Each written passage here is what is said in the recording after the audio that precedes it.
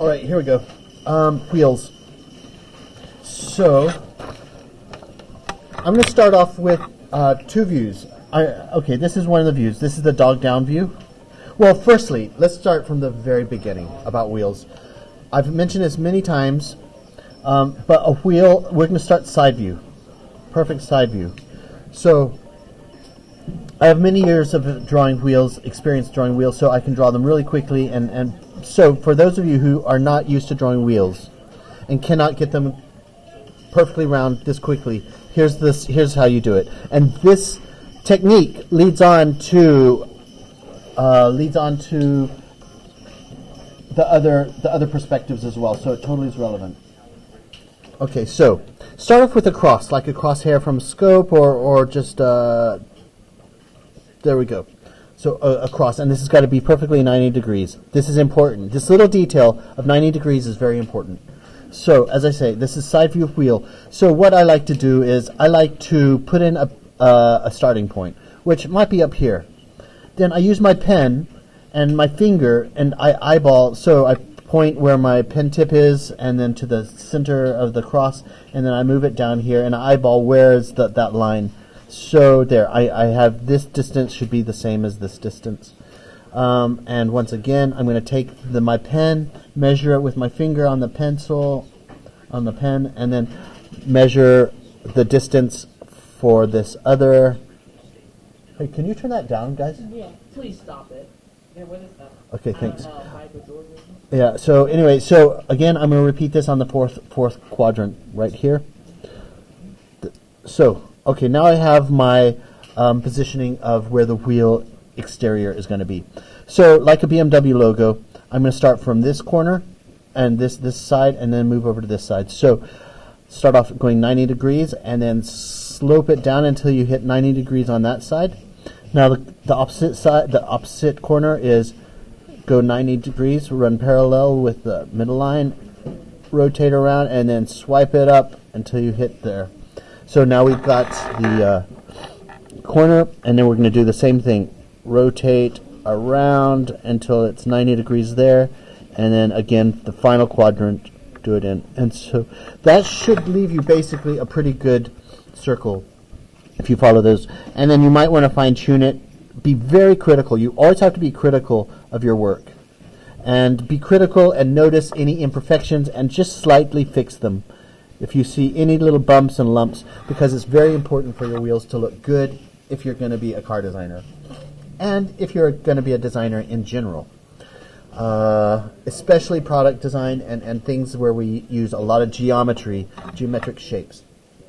All right, so here's the wheel, and now I'm just going to start filling in the gaps. I'm going to start putting in the tire, and I just basically put these little indicators in so I know where to put this lines, to how to position them. So it should be a concentric circle there, and now I can kind of speed up and go around and just go and fill this in. Last year, when you put like a bunch of Duracell battery things underneath them.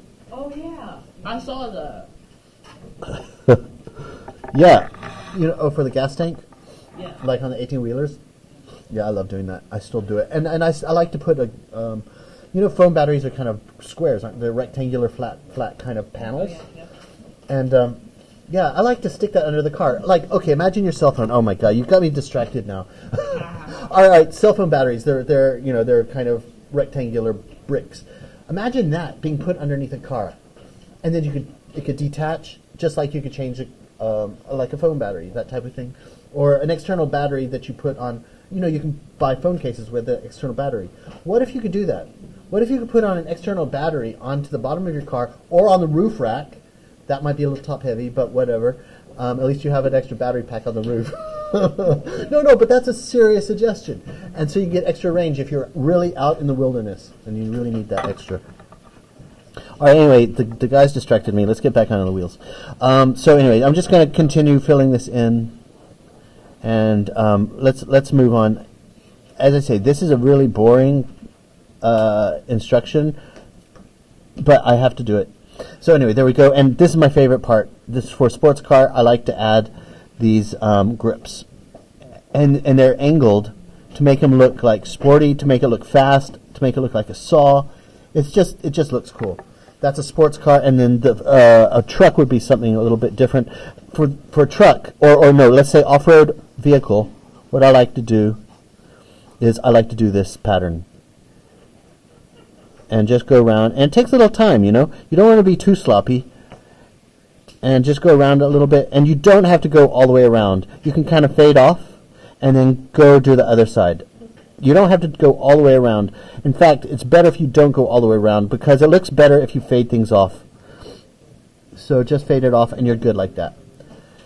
Don't do this. I saw a student earlier yesterday do this. He was trying to put treads on, and he was doing this. Don't do that. That is a lame tread. I know. That was so lame. Do you know who did that? I saw people be doing that. Was that you? Maybe. Not you. I don't know who it was. Oh, that was you. You did those. No, that's real lame. Just going to say, don't do those unless you want them to be lame.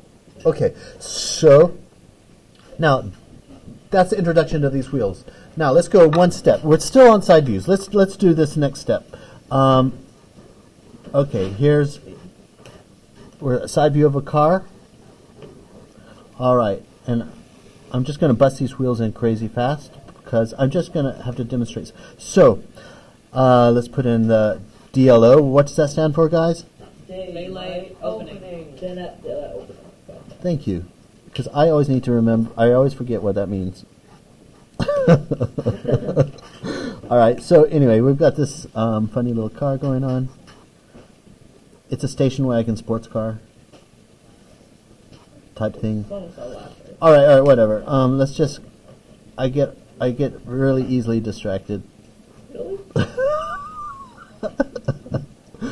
Okay, I'm gonna get back on the wheels now. All right, so the perspective is. We'll get into perspective a little bit, but anyway, here's my perspective point and my vanishing point, and I come in here. And I draw these lines. We're going to talk about perspective in a few minutes, and this is the very beginning start of perspective. So anyway, here's a perspective, and so what happens is, if you put in your center hub a little bit inset, it makes it look like you have deep dish wheels. And who doesn't like deep dish wheels? Hands up. Who? Exactly. No one's putting their hands up because everyone loves deep dish wheels, and there we go. So, deep dish wheels makes it look like the wheels go in deep. All right, so, okay, there we go. I'm just putting in some spokes to accentuate the deep dishness. Okay, and then a further deepness here. And bolts. So, anyway, there's my wheel. And I'm going to put in the other side. So, all I'm saying here is... Hey, who's playing some... It's him. Yeah? Can you... Oh, are you playing some... Because it's distracted. I'm already easily distracted. And the least I need is a YouTube video going off in the background. Okay. Oh, God. So here I'm distracted again, and now... All right, no, anyway. So what I'm saying is, setting inside here, I'll draw one more wheel.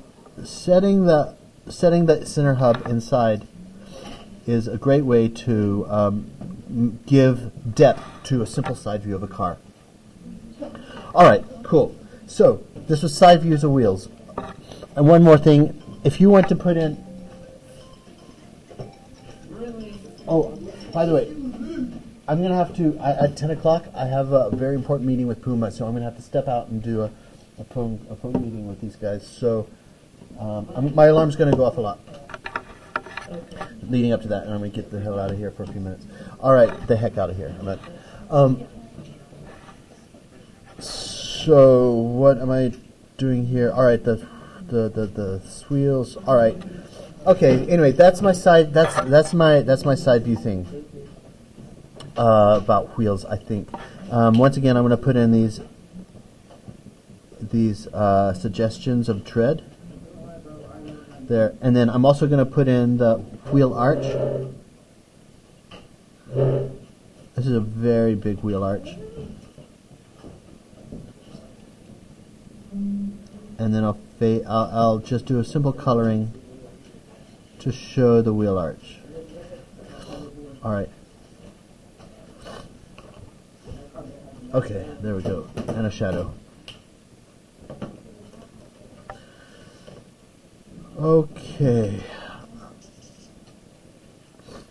Then, so time is 9:46. Let me just double check my meeting time today. Footwear design schedule. 10:15 is my meeting. All right, cool. So I can move on. This is side views of wheels as an overview. Next, let's move on to the dog eye view. All right, here we go. Okay, here we go. The floor, I always like to start off with the floor, and I'm going to do simple views like this. Okay, notice how, I'm drawing in, again, the axle. And I'm just going to refer back to this, because this is going to sound a little abstract, but this is the axle. Here I'm drawing the axle. If I were to draw the other wheel, it'd be back here. Here's another axle. Okay, and when I talk about axles, I'm going to refer to some car stuff where, here we go. Let's have a look here. Oh, I've got a price tag on there. Axles. Oh, here we go. We've got perfect axle. Let me just crank on this light. Thank you. I like it. I just had it stuffed yesterday. What? That is the same thing. All right, this is a Walgreens car, and look at how they got those details in there. Oh wait, you can't see. See that? All right, now let me point this out because this is directly relevant to drawing wheels. So this is a axle. This is a drive axle. So the motor here comes through the transmission or the what's that called? The whatever. Anyway, and then it goes through the drive shafts into the wheels. So notice the wheel rotates around the drive shaft. So if we turn around here, okay, and I'm going to rotate that. So this drive shaft connects the wheel and rotates the wheel. Okay, so this is part of your perspective. And that's where this is a drive shaft right here. This is a drive shaft right here. So, okay, it sounds abstract right now, but we're going to get into it. I'm so glad these Walgreens cars are so detailed, especially for this part, because it's really important to show how these axles work. Anyway, here's the wheel axle right here. I've just drawn the wheel axle right here, and I'm going to put in the tire. Oh, this is a rear tire because look how big and fat it is. It's like it's Bright. That's very bright. It's too bright. Oh, it's too bright. Oh, right. Thanks. So bright. Okay, there we go. This is a rear tire because it's big and fat and because rear-wheel drive. Anyway,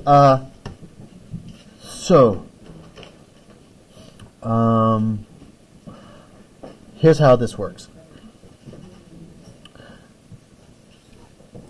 Just like I drew the cross, I'm just drawing another cross. 90 degrees. It has to be 90 degrees. And in this case, I'm going to draw the ellipse now. I'm measuring the top part to the center part right there. I'm measuring it again down here. So there we are. I'm lining it up with my eyes. And then the side. I have to finish this ellipse before I can explain the rest.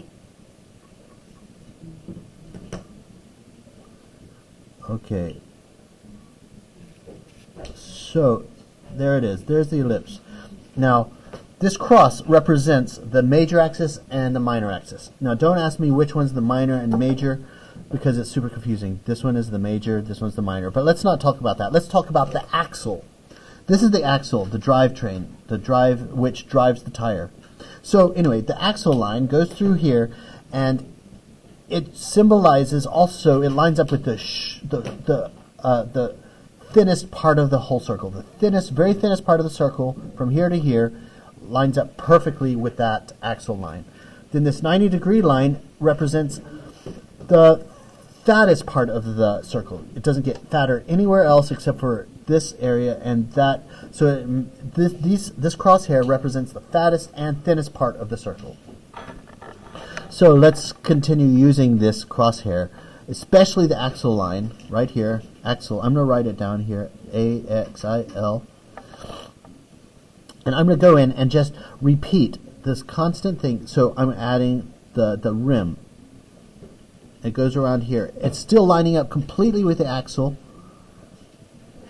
And the same rules apply in terms of keeping it nice and keeping it all lined up. Okay, here's the rim. Now we're starting to get into metal because the rim is metal and the top part is rubber. But this is just a copy and paste. This we're just taking the same circle, or half circle in this case, and copying and pasting it. Notice here on the apex right here, it's still lining up with the axle line. There. So here we're slowly building this wheel out. Let's put the inner rim in. And again, it's once again a copy and paste of these lines, but making it smaller. And one more in the middle here, which is the center hub. Okay, now we've got a really nice tire, but it's all followed along this whole axle line. This axle becomes super important a little bit later, but this is your main line that you really want to consider. So there, I'm going to even use that same line. I hope this doesn't get too confusing, but I'm going to put in the other wheel that would be in front, either the front or this is the front wheel.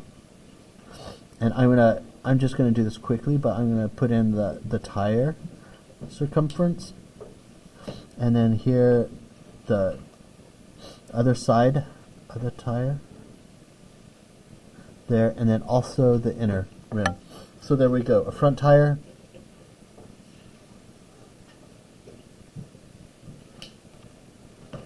so you can see what it is. It is a car, and here's the doors and the window, the DLR, and then the rest of the car. So you can see it in context. It is a little bit of a monster truck. It's like a lifted car. Okay. It is a monster truck. Okay, there we go. Oh, it's a little bit. What's this line? Just a little. Oh, there it is. Yeah, it's not that much of a monster. It's not. It's a bit of a dunk. All right. Sort of the folding ladder. Oh, the folding ladder. No, we're not going there. That's distracting everyone. We're focusing on this wheels, and we're just gonna be bored for a little bit. All right. Here we go. Oh well, I'm gonna go in a little bit detail about these wheels. Underneath the car, it goes under here, and then there's the sills under here. So this is a little bonus. This is a Spelled axle. oh, is it EL? No, it's LE. Is it? Oh, damn! What an idiot. Well, hold on. Axle. Okay. Well, anyway, you see, design. I really don't even know Wait, because. axle, no, it's A. Let me use EL. No, it's axle. All right, I have to look it up, but just so I can get off the hook on this one, wheel axle. Designers are notorious for being bad spellers because we spend all of our English in English class and spelling class. Oh, I just suck at math to take you on it. Axle. Oh, it is axle. Right. Okay. Anyway, what an idiot, huh? But no. Designers always suck at spelling because we spend all of our time drawing cars instead of learning to spell. We got our priorities different. Okay. So anyway, axle. So let me just continue on. So little details here. What's really nice about drawing wheels and they add so much to your drawing because they're the only geometric shape of a car. You can start adding cool little elements like filling in the wheel arch. Oh, yeah. No, I need that. All right, thanks. So what's really nice about so filling in the wheel arch, which you need that depth, but then also you put in a shadow. This sill right in here creates a shadow. The whole car creates a shadow around on the wheel, and then so what I really love to do is you can get very graphic about the shape of the shadow. So theoretically, the shadow comes around and under here. That's a theoretical, and then it's graphical, and then here's the treads. Anyway, I'm not going to go too much into that, but it's just really fun to play with graphics and just push the boundaries a little bit. All right, so there we go. I'm going to fill this one in too.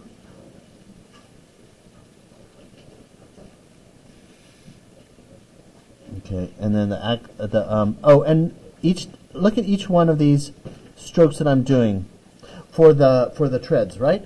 They're all following in line. All this tread would be copy and pastes of the tire. This circumference right around there. That's all. I multiplied this this wheel shape. How many times have I drawn this wheel shape on this one wheel?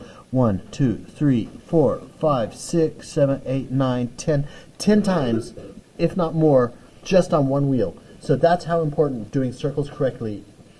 It really impacts a lot. And don't forget my little tread patterns.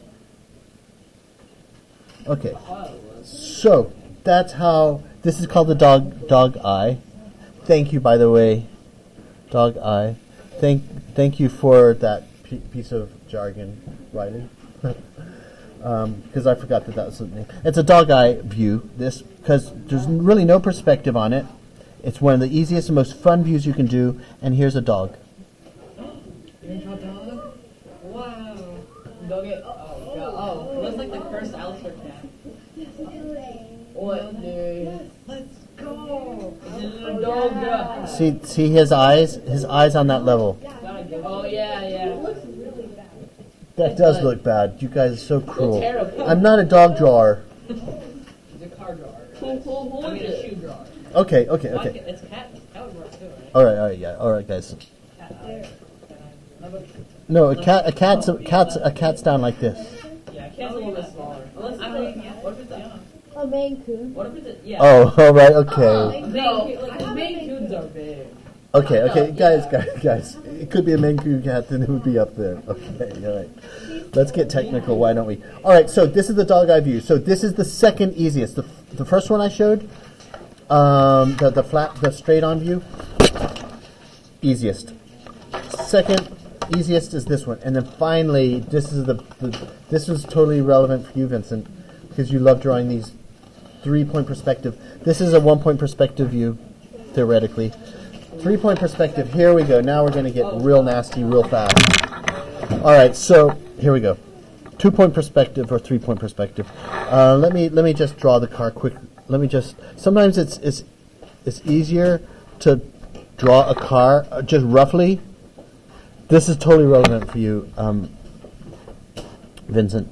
Sometimes it's easier to just quickly lay out where you want your car, and then you put in your perspectives. Now, these perspective lines are going to be your guide to make everything line up real nice. All right, so remember I was talking about the axle. Look at that. The axle is going straight through that wheel. And remember, 90 degrees. It has to be 90 degrees. Don't let optical illusions, because the optical illusions can really get in the way here. But that's got to be 90 degrees, so make sure it's the thickest point here and the thickest point down here. My drawing was off already. But here, I'm going down, there, that's the thickest point, and then the thinnest point on the axle side. There we go. So here's the axle side. Now and I'm going to go a little bit more. I'm going to add the tire. And then as the tire wraps around, you won't see it on the other side so much.